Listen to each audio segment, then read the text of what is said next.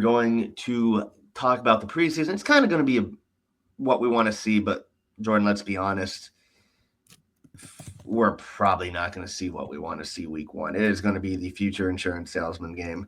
Although I would be interested to see Quinn Ewers because it does sound like he's looking more and more like the guy people thought he was going into the year rather than the guy who fell to the 7th round in the draft.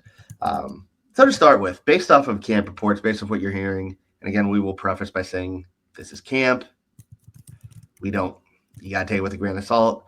But who are your 5 winners from camp so far this week? I think number one, and this is going to be in no particular order, I'm going to go with the offensive line, specifically the left side of the offensive line, and Patrick Paul and Jonah Savaiinaea. Those I'll give 2 of the 5 spots. It seems as though Patrick Paul has really worked hard on his body. I know we talked about in the Discord how good he looked in that picture on those posts. It looks like he's trimmed down. I know Teron Armstead has mentioned how much he's developed. And then Jonah next to him. It seems like those 2 guys, if they can stay healthy, I think that the 2 of them are going to really shine and really develop and be a nice spot for this team this year. So I'll go 1 and 2 with them. 3, I'll stay on the interior and go with Kenneth Grant. I know that that's your guy, but you also mentioned how he does have a tendency to get pushed off the ball a little bit, to get pushed around a little bit. And it seems like he's really come in and added a lot when you talk about that area of the football on the interior, which next to Zach Sealer, we needed somebody. And it looks like Kenneth Grant shows already he's going to be that guy. The 4th guy I'll give you, he needed to answer questions, is Jalen Waddle. I think that there are a lot of positives about Jalen Waddle, but I think that Jalen Waddle kind of has flown under the radar this offseason a little bit. When you see a lot of receiver rankings out there, you see a lot of different publications talking about top guys. His name doesn't get mentioned in that. And I think you've seen in a lot of camp tape and then a lot of camp reports that he's really shining and really has good rapport with Tua. And then the last name I'll give you is Alexander Madison. I have seen a little bit that he has looked good, and the reports on him are always that he's going to look good once the pads come on. He's a guy who physically, once the pads come on, takes a step up. But I think when you're looking for that guy outside of Achane, outside of Jalen Wright, we talked about Ollie Gordon. We talked about Nate Knoll, who's no longer on the team.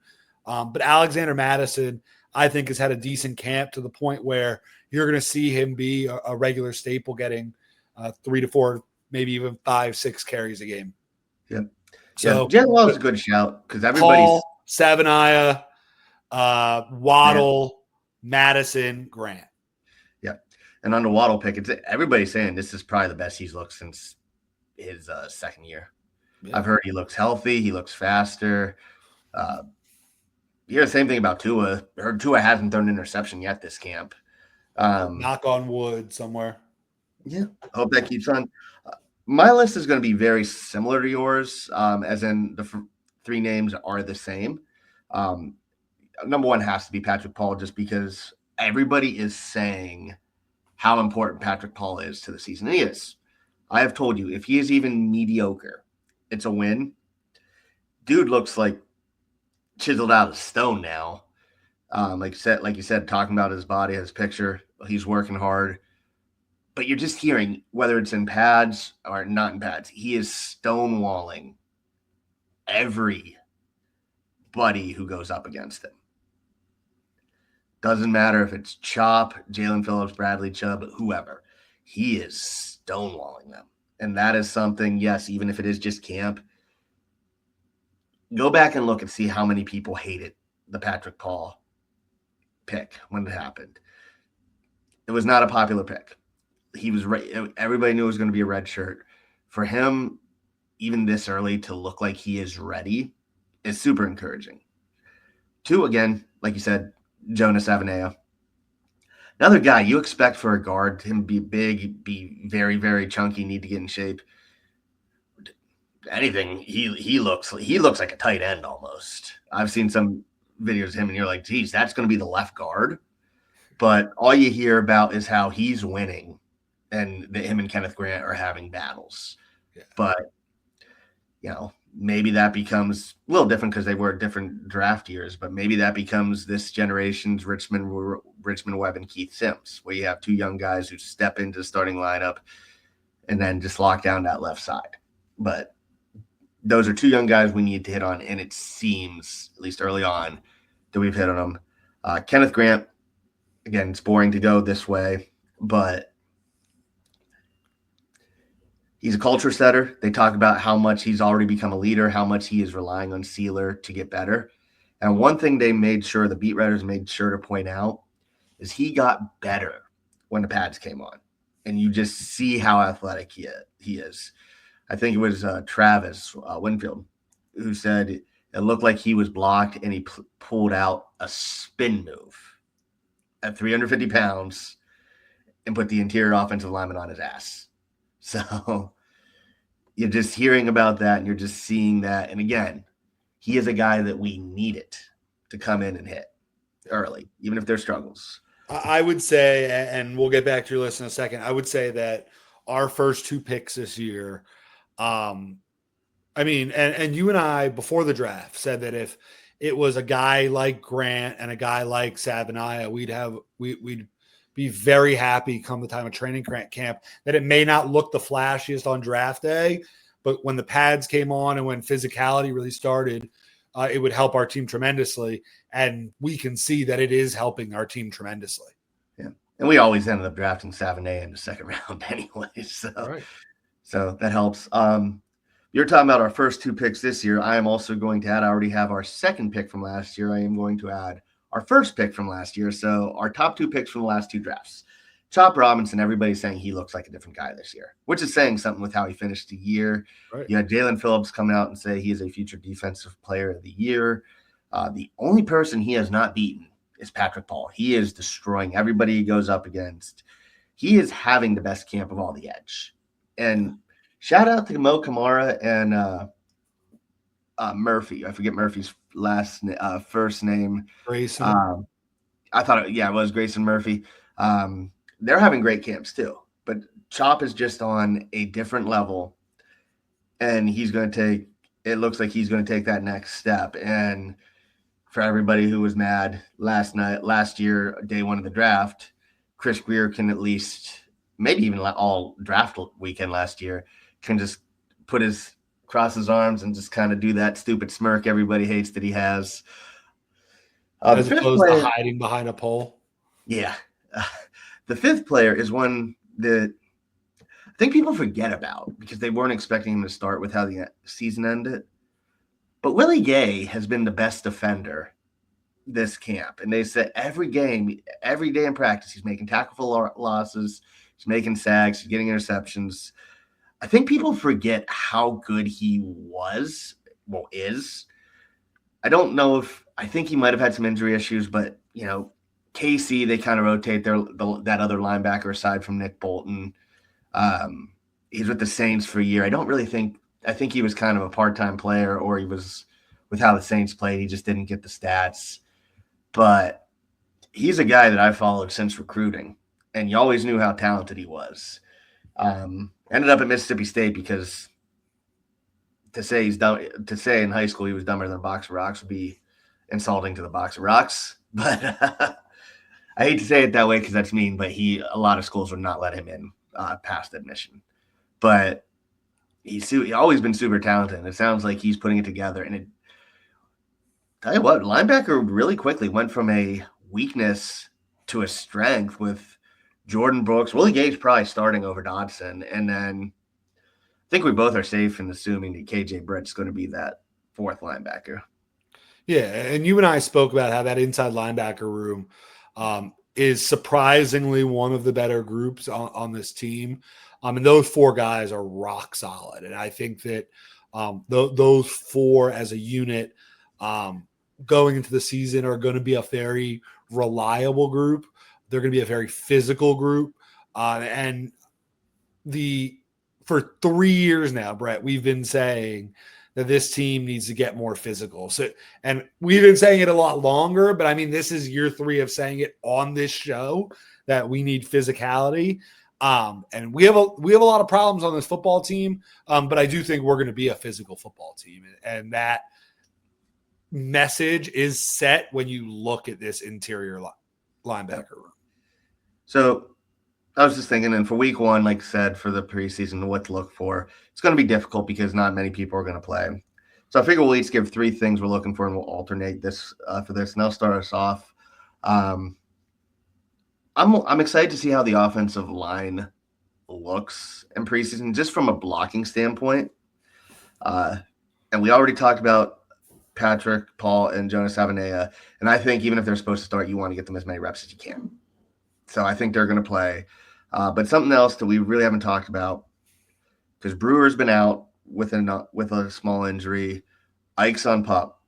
So Andrew Meyer's been our number 1 center in training camp, and he's had a really good camp, they've said. He's what you do not hear anything about him, which from a center is good.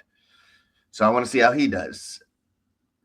Keon Smith, I don't know if you saw this, he's been getting snaps at right guard. James Daniels is the starter. I don't think, especially coming off of Achilles, he's going to play. But Keon Smith becomes that we can plug him anywhere. That moves him up. That moves Ike down. So I'm interested to see that.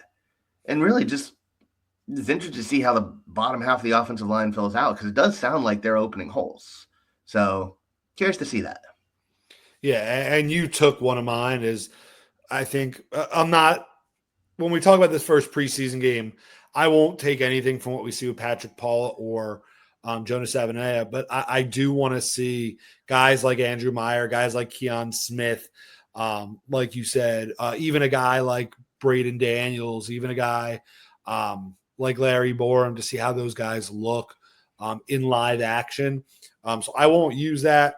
I'm going to say, and this is an easy one and nitpicking, and our whole last episode was about this, but I'm interested to see what the corners look like, because I'm assuming, looking at this list, that every single one of our cornerbacks is going to play. I'd assume that Minka is probably the only healthy secondary player that won't play. And that's just assuming he won't. But I'm interested to see how the rest of that secondary looks against what's not going to be the first teamers from other teams. Passing is usually kind of not a heavy thing in early preseason games. So I think it's going to be really, really worrisome if our team is getting thrown up and down the field with some of those players in. So I want to see how the corners look, and specifically if guys are playing different spots and if anybody's getting beat behind them early week 1 in the preseason. Yeah. My second one, I'm going to stay in the trenches, sort of, but I want to see how the tight ends look. Darren Waller, of course, they're still saying trying to get into football shape. He's on the PUP list. The fact that Noah Fant came in for a visit over the weekend is probably an idea of where they kind of think the room is, which is fair, because it does sound like everybody's favorite, Julian Hill, has had a rough start to camp. I've seen a few videos. Shocker. Yeah, I've seen a few videos that he gets blown up setting the edge. Sounds like in practices he's gotten flagged. Also, yesterday. You mean one of the most flagged non-offensive linemen in the league last year is getting flagged?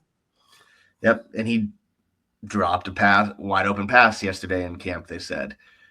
He has the physical talent. He looks like, when you find out he went to a D3 school, you wouldn't believe it, because he looks like an actual legit football player. It sounds weird to say that, but he looks like an actual football player. He doesn't. You know what I mean, though. When he comes from D3 and is an undrafted rookie, he's not one of these try hard.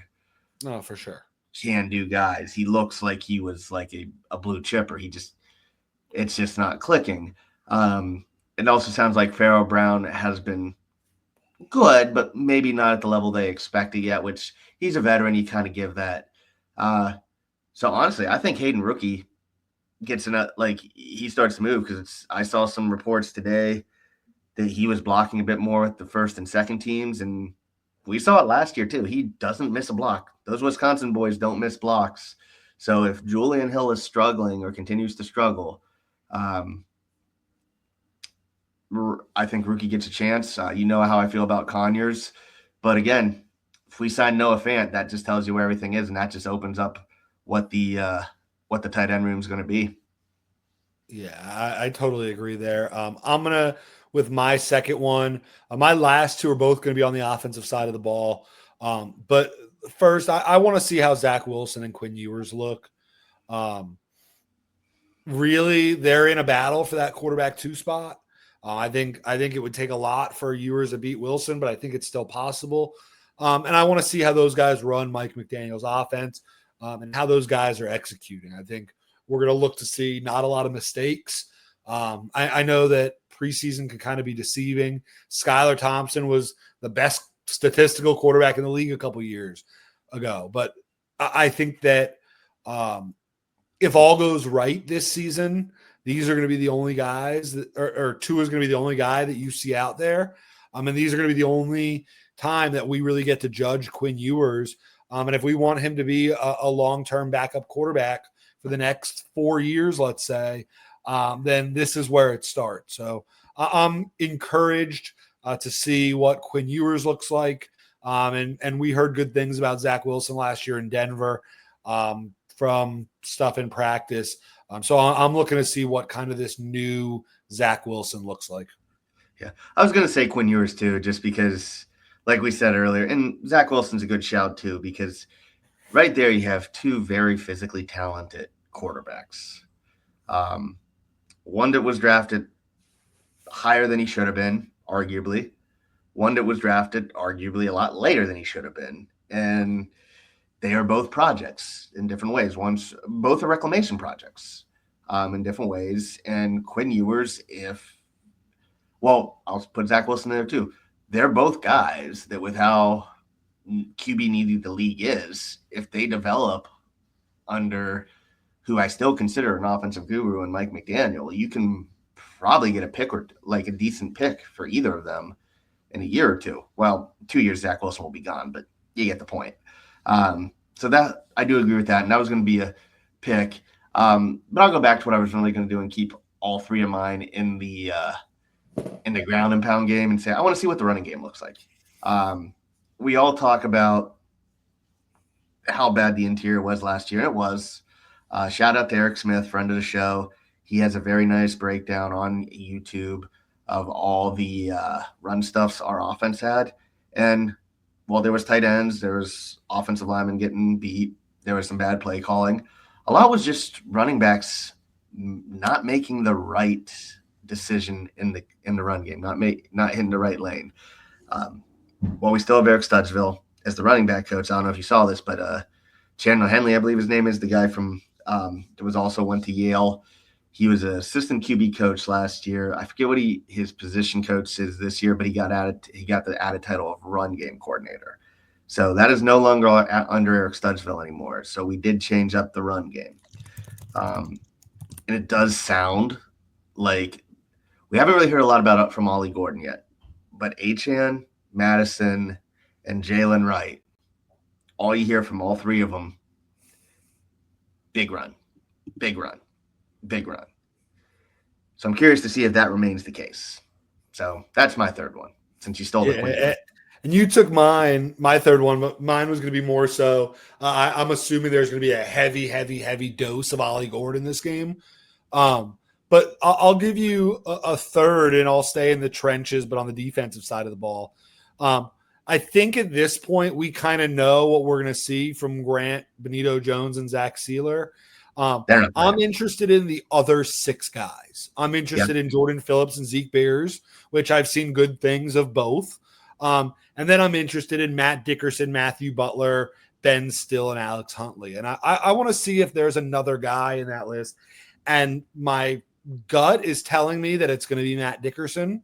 Mm-hmm. But I do think that one of those 6 guys is going to be asked, obviously, to start at some point. But I think 4 of those 6, maybe 3 of those 6 are going to be asked to play spot snaps. And yeah, if it's Jordan Phillips, if it's Zeke Biggers, that's the expected. But there's a chance that one of those other 4 guys have a chance to make a football team. So I want to see the 6 non-starter interior defensive linemen and the pressure they can generate and what they can do in a run game against, although it might not be the starters for a lot of the time. Ben Johnson's offense loves giving the ball to the running back, giving the ball in kind of that outside stretch, outside zone look that I think is going to test those defensive linemen. And I want to see how they react so early in the preseason. Yep. What I will add later, just because this is something that has kind of come out, is I want to see who grabs that 5th and if we keep six wide receiver spots.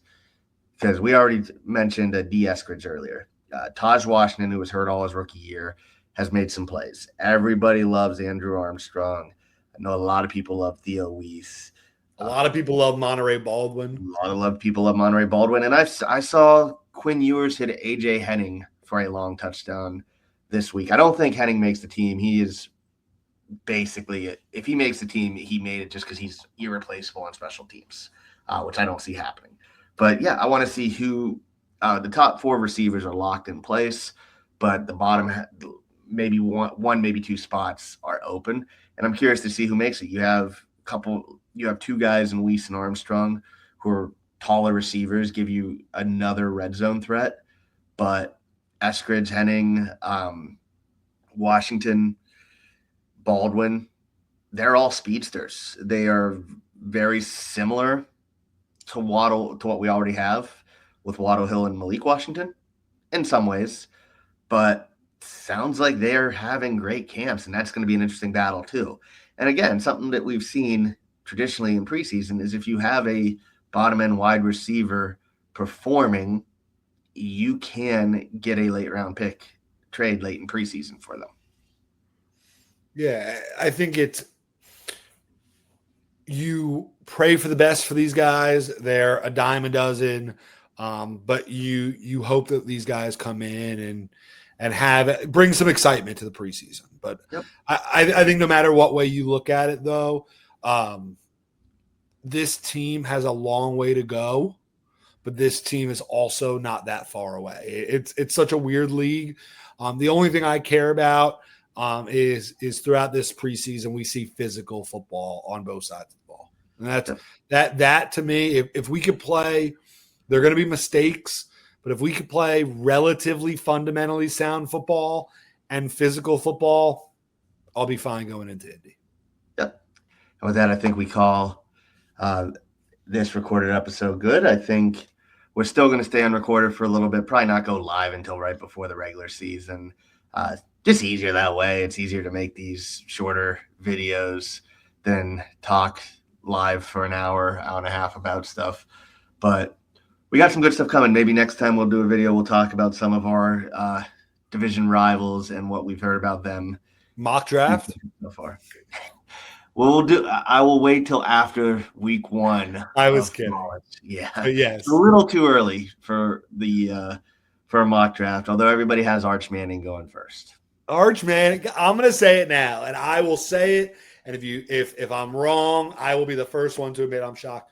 Arch Manning is not a gradable player in this year's draft because he's not coming out. His grandfather played 4 years in college. His dad or his uncles played 4 years in college. He's playing 4 years in college. He is going to stay. He's going to. He'll probably stay unless he has he is a 2027 gradable player. He is not a 2026 player. Unless he wins the Heisman and Texas wins the Natty, I agree. But I think if that happens, he goes back and tries to do it twice in a row. I don't think he is not in a rush for money. He is not in a rush for fame. The kid is going to finish his time at college, and I will be the very first one to admit I was wrong if I get it wrong. But you will not see me one time this season until he says he's coming out entertain that Arch is a gradable player in this year's draft. But I will say, if people thought the Shedeur Sanders hype was ridiculous, wait till you hear the Arch Manning hype. That's going to be fun to unpack. Yep. But all right, everybody, we are going to call it an end and enjoy preseason. It is almost time for the regular season. We are almost there, everybody. Yep. Thanks for tuning in.